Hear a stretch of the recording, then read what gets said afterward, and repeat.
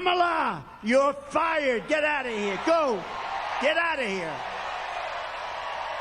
I think I just threw up in my mouth a little bit. Nearly 4 years, Kamala has crackled as the American economy has burned. What happened to her laugh? I haven't heard that laugh in about a week. That's why they keep her off the stage. That's why she's disappeared. That's the laugh of a crazy person, I will tell you, if you haven't known it. It's a crazy. She's crazy.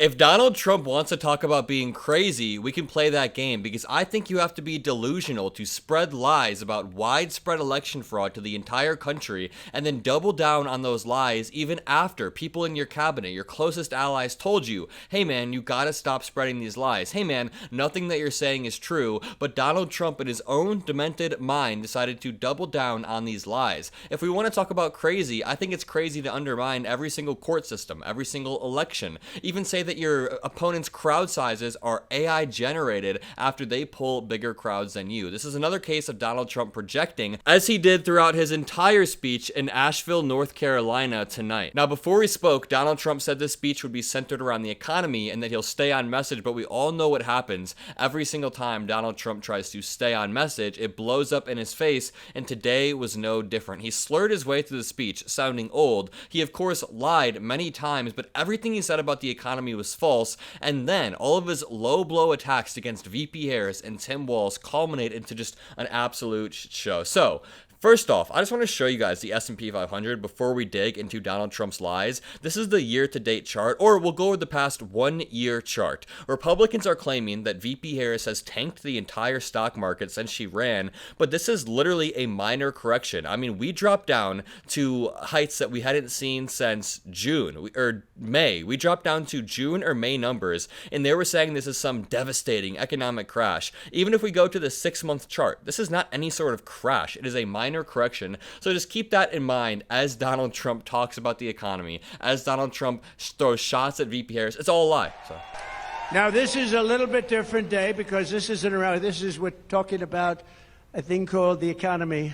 They wanted to do a speech on the economy. A lot of people are very devastated by what's happened with inflation and all of the other things. So we're doing this as a intellectual speech. You're all intellectuals today. Today we're doing it, and we're doing it right now, and it's Donald Trump is the antithesis of an intellectual, number one. Number two, this is giving the vibe of the dude who's giving a class presentation that he wasn't prepared for, and now Donald Trump is trying to meet a word count. He's like, very intellectual, we're all very intellectual. No, you're not. And he proves this throughout the speech time and time again when he doesn't know what he's talking about at all. In this clip, he says, the clown that she picked is VP. Honestly, Donald Trump, keep Tim Walz's name out of your mouth. He is a better man than you will ever be. Tim Walz has more integrity in his pinky finger than Donald Trump has in his entire body. Leave a like if you agree. The way she wants it. I mean, the clown that she picked as a vice president, this guy's a clown. He was so bad. You know, when Minneapolis was burning down, he didn't want to call in the National Guard. I got him on the phone. You got to get the National Guard. Get it. Now he's trying to reframe the entire conversation. He didn't want to get the National Guard, so I got him on a phone call, said Donald Trump. We all heard the phone call where Trump praised Tim Walz for his handling of the situation. Donald Trump actually took it a few steps too far, as he always does, and used this weird authoritarian language. The National Guard is going to squash him. And Tim Walz says, hey, our state is grieving. We shouldn't talk like this right now, because Tim Walz is an adult. Donald Trump then claimed he handed President Biden a surging economy, but a quick fact check, Trump left office with the worst jobs record since the Great Depression. After Trump left office is when America experienced record job growth. As usual, Democrats have to come into office and clean up the mess that Republicans made with the economy. Even back in 2008, when we had the housing crisis, Obama and Biden had to come into office and steer us back to normalcy, and then Trump comes in, claims that he did all of the work, even though he's riding the back of Obama's record, and then he tanks the economy, and then Biden and Kamala come in and have to clean everything up, and Trump claims that he cleaned everything up. Let's watch this quick clip. When I left office, I handed Kamala and crooked Joe Biden a surging economy with...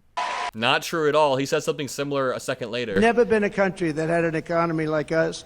I gave Harris and Biden an economic miracle, and they quickly turned it into an economic nightmare. Number one, all economic indicators when Trump got into office stayed at the exact same trajectory from President Obama's policies. So, if you look at Obama's economic numbers, they don't change going into Trump's term because they're all economic policies from Obama. Number two, Donald Trump left our country in shambles and now is trying to gaslight the American public. Don't let him do it. With me, you will always have a president who tells it like it is. You will always have somebody where I let you know where I stand, and you can vote for me or not, but you need that, and you need consistency, and you need brilliance. You need brilliance.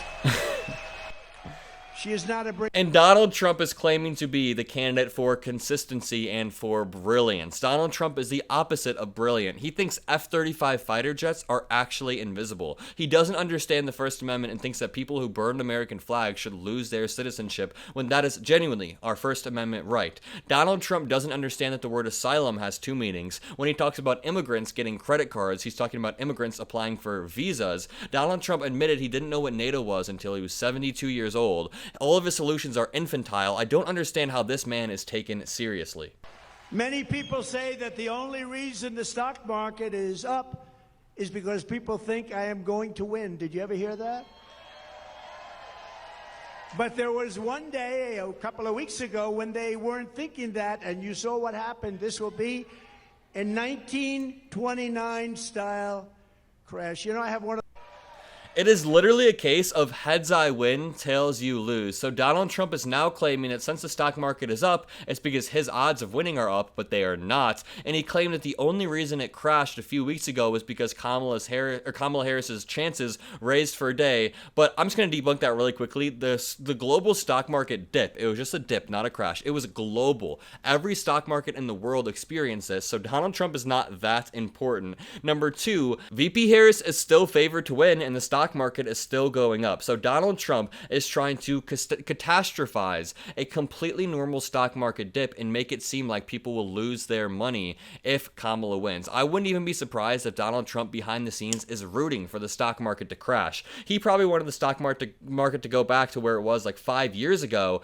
because he wants it to reflect poorly on VP Harris. But let's go to the 5-year chart. I mean, we've been hitting all-time highs since December, January, just cruising through all-time highs. And of course, the stock market isn't the only economic indicator there is, but if you're going to claim that the stock market is crashing, it just kind of shows that you don't understand how the markets work at all. Either way, with every single rally that Donald Trump holds, we are presented with more and more evidence that he is losing his mind, that he is facing some sort of cognitive decline, and that he is not fit to serve into his early 80s. I think that is objective at this point. Even if you're a Trump fan, I don't know how you can run defense and say that this man will be fit in 4 or 5 years to still be serving. Either way, if you guys enjoyed this video, all that I ask is that you leave a like, comment a blue heart, interact with some other people in the community, hit that subscribe button so you can join this beautiful community that we're building, heading into one of the most high-stakes elections in American history. But most importantly, have a great rest of your day, and I'll see you in the next video. Peace out.